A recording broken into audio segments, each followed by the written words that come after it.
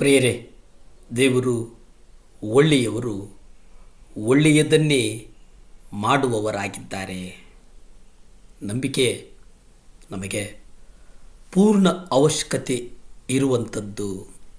ಈ ಲೋಕದಲ್ಲಿ ಜೀವಿಸುವಂತಹ ಪ್ರತಿಯೊಬ್ಬರಿಗೂ ನಂಬಿಕೆ ಅನ್ನುವಂಥದ್ದು ಬಹಳ ಮುಖ್ಯ. ನಂಬಿಕೆ ಮತ್ತು ವಿಶ್ವಾಸಗಳು ಒಂದೇ ನಾಣ್ಯದ ಎರಡು ಮುಖಗಳು. ಸತ್ಯವೇದದ ಹೊಸ ಒಡಂಬಡಿಕೆಯಲ್ಲಿ ನಾವು ನೋಡುವುದಾದರೆ ಅಲ್ಲಿ ಪ್ರೀತಿಯ ಕುರಿತು, ಅದ್ಭುತಗಳ ಕುರಿತು, ನಂಬಿಕೆಯ ಕುರಿತು ನಾವು ವ್ಯಾಖ್ಯಾನವನ್ನು ನೋಡುತ್ತೇವೆ. ಆದರೆ ಹಳೆಯ ಒಡಂಬಡಿಕೆಯಲ್ಲಿ ನಾವು ನೋಡುವುದಾದರೆ ನಂಬಿಕೆ ಮತ್ತು ವಿಶ್ವಾಸ ಇವುಗಳಿಗೆ ಹೆಚ್ಚು ಮಹತ್ವವನ್ನು ಕೊಟ್ಟಿದ್ದರು ಅನ್ನುವಂಥದ್ದನ್ನು ನಾವು ನೋಡುತ್ತೇವೆ. ಯೋಹಾನ 2ನೇ ಅಧ್ಯಾಯ 6 ನಾವು ಧ್ಯಾನಿಸುವುದಾದರೆ, ಯೆಹೂದ್ಯರ ಶುದ್ಧೀಕರಣದ ಪ್ರಕಾರ ಅಲ್ಲಿ ಪ್ರತಿಯೊಂದು 2 ಇಲ್ಲವೇ 3 ಕೊಳಗ ನೀರು ಹಿಡಿಯುವಷ್ಟು 6 ಕಲ್ಲಿನ ಬಾನೆಗಳು ಇದ್ದವು. ಇಲ್ಲಿ ಯಾಕೆ ಆತನು ನೆಲೆಗೊಂಡಿದ್ದನು ಅನ್ನುವಂಥದ್ದು ಎಷ್ಟು ಸತ್ಯವೋ ಹಾಗೆ ಅಲ್ಲಿ ನೋಡುವ ಹಾಗೆ ಒಂದು ಬದ್ಧತೆ ಇದೆ. ಯೇಸು ಹೇಗೆ ನಡೆದನು? ಸ್ವಲ್ಪ ಕಾಲ ಮಾತ್ರ ಜಯದಲ್ಲಿ ಆತನು ನಡೆದನೋ ಅಥವಾ ಹೆಚ್ಚಿನಂಶ ಕಾಲವೂ ಆತನು ಯಾವಾಗಲೂ ಜಯದಲ್ಲಿ ನಡೆದನೋ? ಉತ್ತರ ನಮಗೆ ಗೊತ್ತು. ಆತನು ಸರ್ವ ವಿಷಯಗಳಲ್ಲಿ ನಮ್ಮ ಹಾಗೆ ಶೋಧನೆಗೆ ಗುರಿಯಾದ. ಯಾಕೆಂದರೆ ನಮಗಿರುವ ಮಹಾಯಾಜಕನು ನಮ್ಮ ನಿರ್ಬಲ ವ್ಯವಸ್ಥೆಯಲ್ಲಿ ಕುರಿತು ಅನುತಾಪವಿಲ್ಲದವನಲ್ಲ. ಆತನು ಸರ್ವ ವಿಷಯಗಳಲ್ಲಿ ನಮ್ಮ ಹಾಗೆ ಶೋಧನೆಗೆ ಗುರಿಯಾದನು.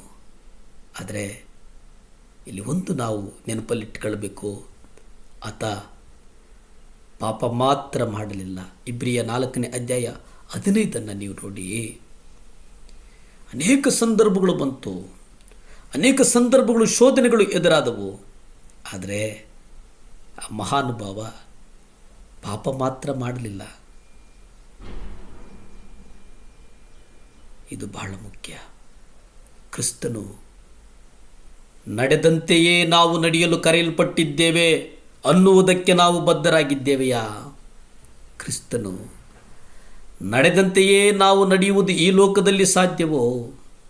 ನಮಗೆ ಮಾಡಲು ಅಸಾಧ್ಯವಾಗಿದೆ ಎಂದು ದೇವರು ತಿಳಿದರೂ ಅದನ್ನು ಮಾಡಲು ಹೇಳ್ತವೆ ಎಂದಿಗೂ ಇಲ್ಲ.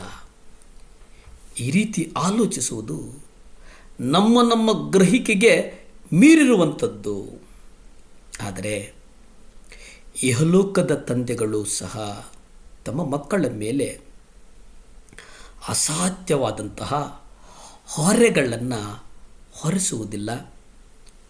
ಪರಲೋಕದ ತಂದೆಯು ಎಷ್ಟೋ ಒಳ್ಳೆಯವನಾಗಿದ್ದಾನೆ, ಎಷ್ಟೋ ಒಳ್ಳೆಯವನಾಗಿದ್ದಾನೆ. ಹೊಸ ಒಡಂಬಡಿಕೆಯಲ್ಲಿ ಅತಿ ದುಃಖಕರವಾದಂಥ ವಾಕ್ಯಗಳನ್ನು ನಾವು ನೋಡ್ತೇವೆ. ಮತ್ತಾಯ 13ನೇ ಅಧ್ಯಾಯ 58 ನಾವು ಅತಿ ದುಃಖಕರವಾದಂಥ ವಾಕ್ಯಗಳನ್ನು ನಾವು ನೋಡ್ತೇವೆ. ಆತನು ಅವರ ಅಪನಂಬಿಕೆಯ ದೆಸೆಯಿಂದ ಅಲ್ಲಿ ಬಹಳ ಮಹತ್ ಕಾರ್ಯಗಳನ್ನು ನಡೆಸಲಿಲ್ಲ. ಪ್ರಿಯರೇ, ಗಮನಿಸಿ, ಇದು ಬಹಳ ಮುಖ್ಯ.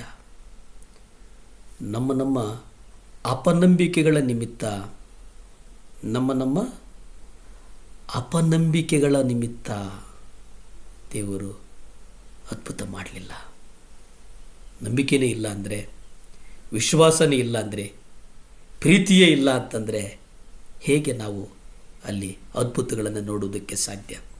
ಪ್ರಿಯರೇ, ಸೋತು ಹೋಗಬೇಡಿ. ದೇವರು ಅದ್ಭುತವನ್ನು ಮಾಡ್ತಾರೆ.